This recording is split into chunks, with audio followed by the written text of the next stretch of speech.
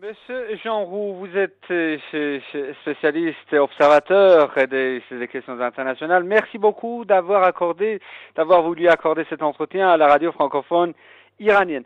Monsieur Roux, quelle analyse portez-vous sur ce qui se passe actuellement en Libye avec cette intervention de l'OTAN dans ce pays et également avec cette récente médiation de l'Union africaine, médiation qui n'a pas abouti? Oui.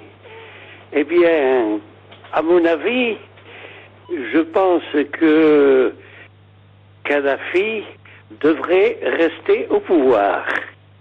Je vais vous surprendre en vous disant ceci. Mais avec l'exemple que nous avons de l'Irak, l'exemple que nous avons d'Afghanistan, on peut penser que le régime de M. Kadhafi tient debout. D'ailleurs, il est là depuis plusieurs années et ça ne pose pas de problème majeur. Ce n'est pas son pays qui va déstabiliser la région.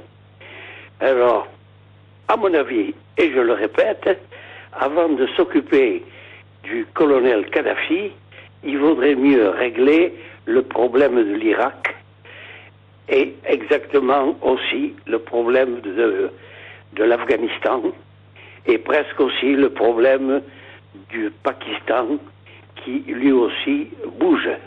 Il y a une instabilité totale et dangereuse dans cette région.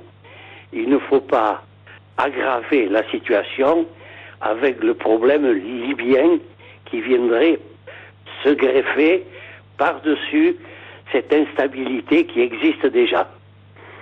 Voilà mon point de vue sur la situation avec la Libye.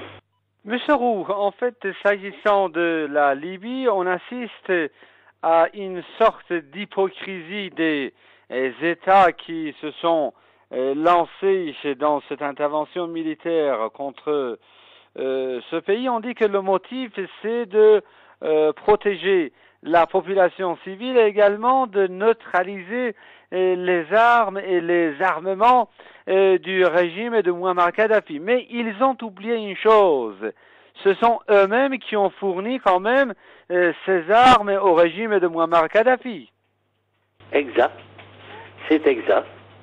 Et je crois que la raison qu'ils donnent de bien vouloir protéger les populations libyennes, les Libyens ne sont pas en danger s'il n'y a pas une force extérieure qui vienne les attaquer.